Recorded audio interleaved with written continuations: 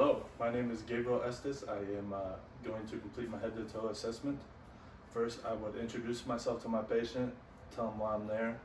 I would ask them for their name and date of birth to make sure I have the right patient. So let's get started.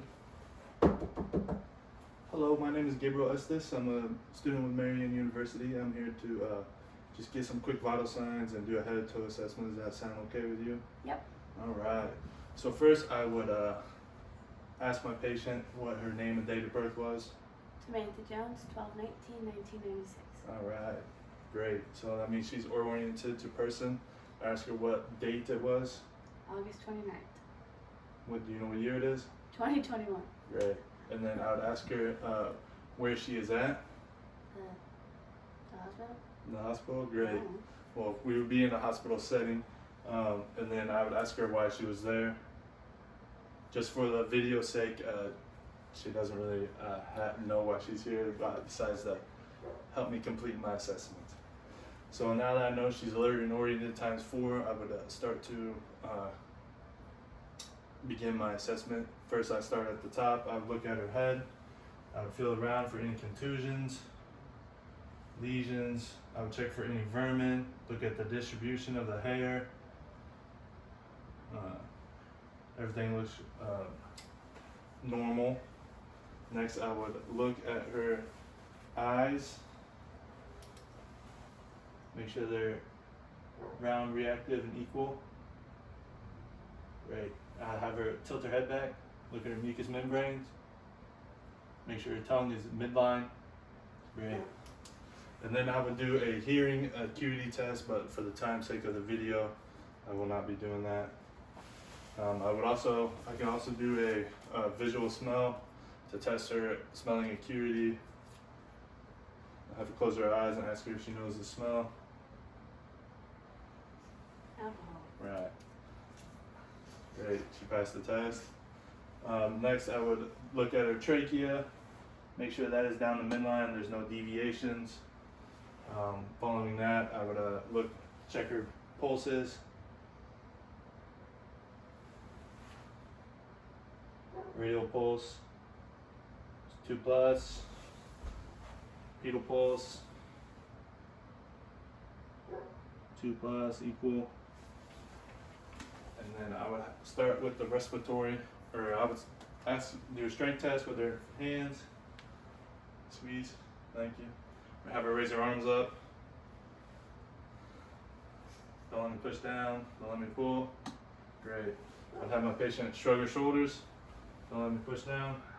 Great. Then I'd have her do some range of motions with her shoulder.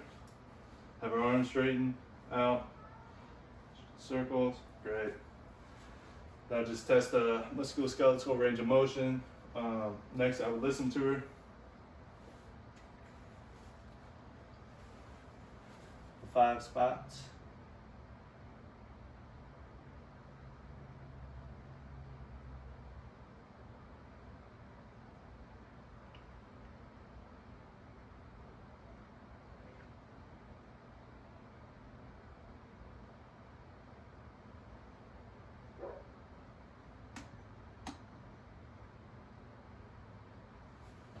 S1, S2 are present. There are no murmurs or hums. And then I would check, or I would reassess her lungs while I'm checking her. All right. Deep breath for me. Deep breath. Deep breath. Deep breath.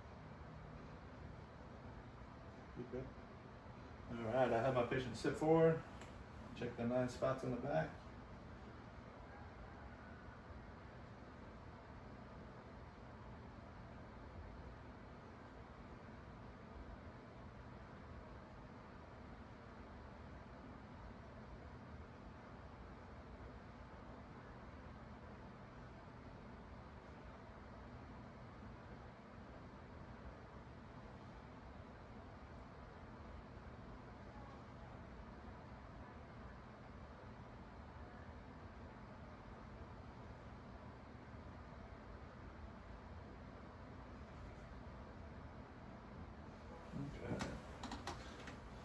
her lungs do not sound diminished. They're clear and bilateral lungs. I would also, as I was checking the tracheal, I would check for any tracheal vein distensions as well. So next I would move down to the abdomen and check for any tenderness or any lumps inside the abdomen cavity, abdominal cavity. Are you in any pain? No. Alright. When was your last bowel movement? Yesterday? You been any nauseous or vomiting recently? No. Alright.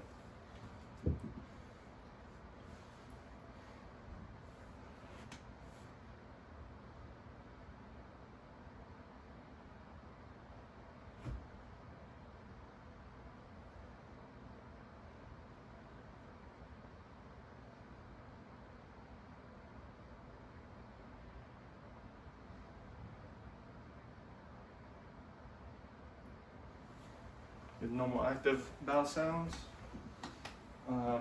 As I'm doing my assessment, I'm also checking the areas I'm checking for the skin. As long as it's warm, dry, and pink, then that is normal. And my patient right now has warm, dry, and pink.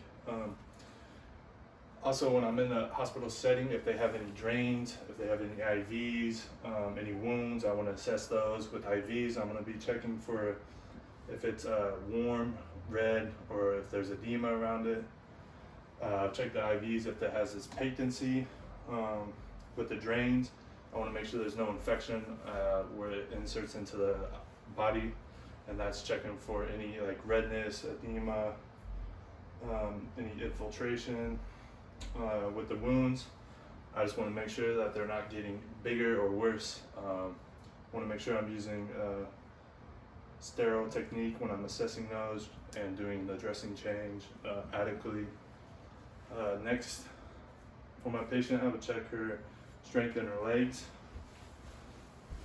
Have her raise her legs up and don't let me push them down. Don't let me, okay. And then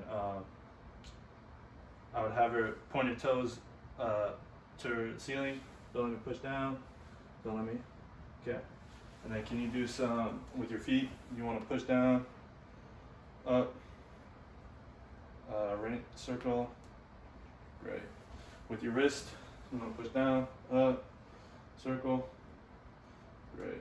All right, is there anything else I can do for you?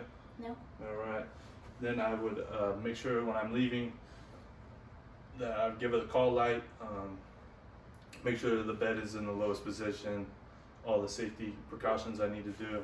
I would give her the privacy, ask her if she wanted the door closed or not, and then I'd be on my way. And that concludes my head to toe assessment.